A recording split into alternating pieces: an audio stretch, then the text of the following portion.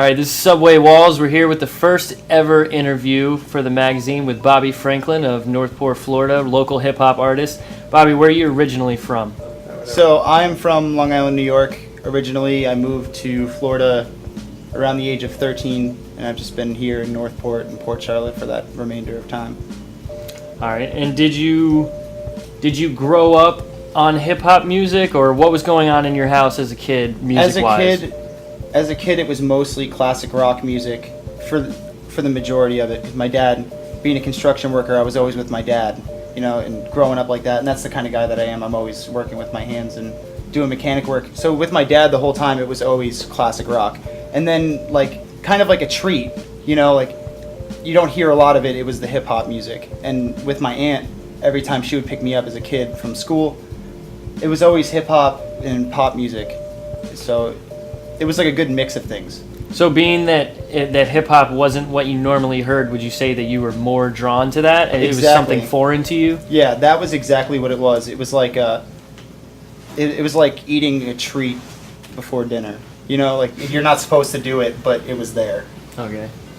And what was there anything in particular that you heard that made you want to get into making music? Was there a certain artist or a certain song? You mean like the first thing that would spark the Bobby Franklyn, the Yeah. start of that? Definitely Idea. When I saw Idea live in St. Pete when I was 16 or 17, I can't really remember how old I was then. But when I saw him do By the Throat, I was just blown the fuck away. I was just like, this is what I need to do. And then aside from that, I saw Slug also, who is like my number one influence for. It was like seeing both sides of it come together all at once and then being like, wow, that's what I want to fucking do. And how long have you been making music now? Around 5 years. Now, just from for the viewers at home that don't know you, just from looking at you, you don't look like a hip-hop artist. Do you feel a disconnect between who you are as an artist and what in most people's minds hip-hop and rap represents? I feel like it's 2012 and that barrier really needs to be broken down. So you think hip-hop is becoming more diverse? I think it's becoming way more diverse than it was, say, 5 years ago. But I feel like hip-hop is coming more towards a lyrical aspect than a club hop aspect. But it's still, I don't know, it goes both ways, Like it is, but it isn't.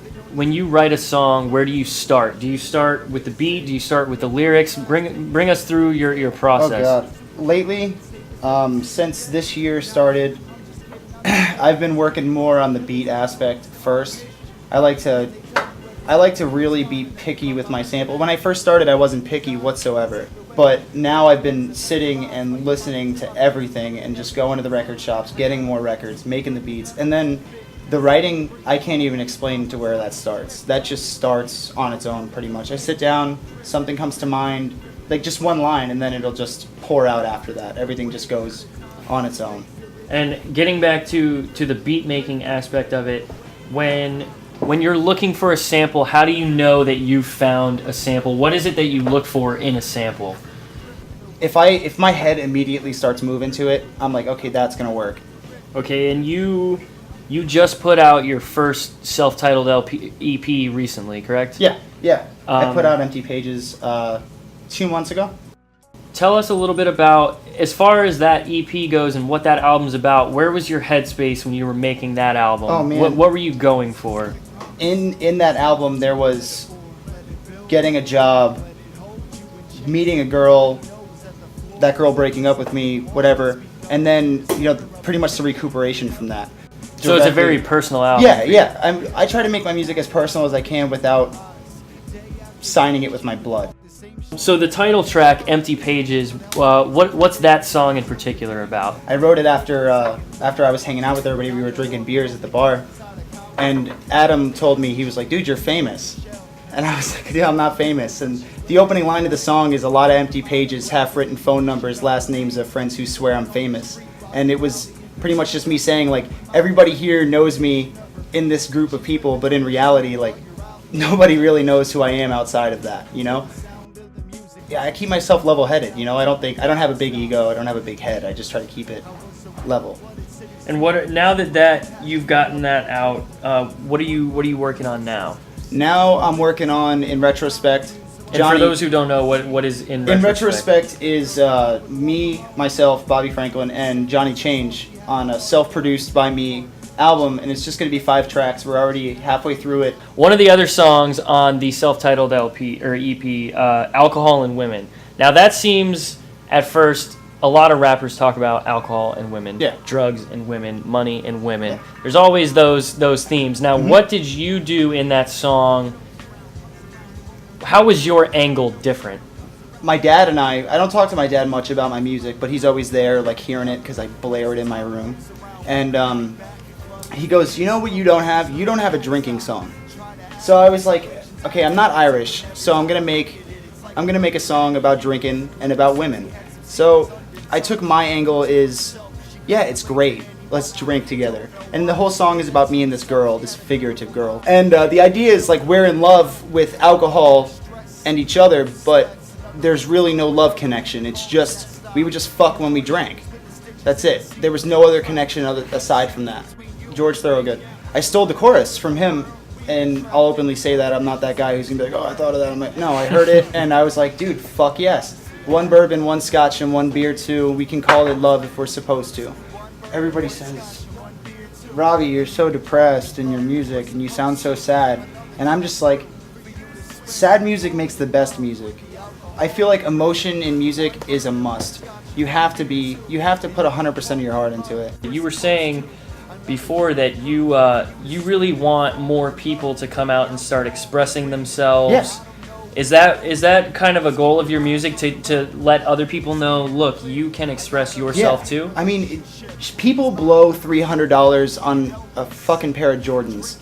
Why not blow it on a microphone and a laptop and record how you feel? Whether it be poetry, whether it be whatever you want to do. You want to be a comedian? You don't have to go to open mic. You could just record stuff and put it online. You need to express yourself. Too many people will sit in their room and not do anything. If I'm not working at work, I'm working on music. I'm more diligent than most of the other people that are here, and I'm trying to progress myself. I'm not sitting in one place, and I'm not going to sit here and make the same music over and over again. As far as the scratching goes, how did you get into that? And what drew you? Was that something that you always wanted to do?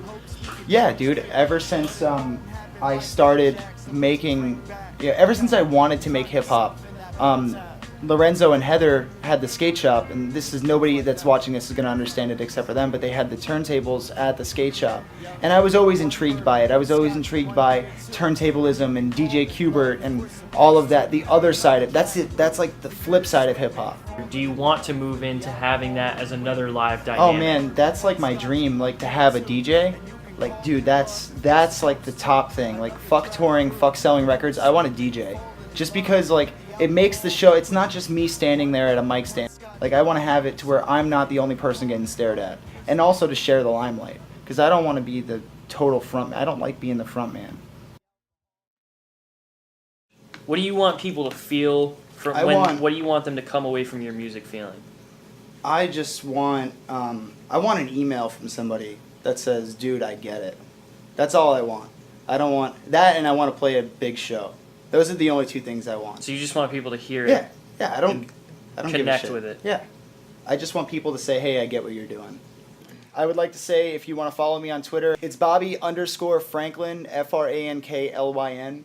I'm on SoundCloud, soundcloud.com/Bobby Franklyn. Facebook, same deal. Everything will be on your website, right? All the links. Okay. All the links to all his Twitter, Facebook, any social interaction, or any website or band camps that he has will all be up on the Subway Walls website as soon as the interview goes up. Where's your next show going to be? Where can people find you? I'm going to be anywhere your bar wants me to play. If there's open mic nights, I'm going to do that. I keep saying it over and over, but I really need to make a trip out to Sarasota and Venice and just go to all the venues. Like I said earlier, if you own a venue, let me know. I will play a show for free. You don't even have to give me beer. I just want to play a show for a crowd that wants to hear it.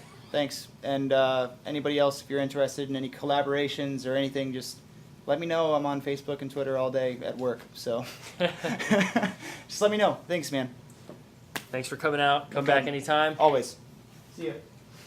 Subway Walls, stop number 1, signing off.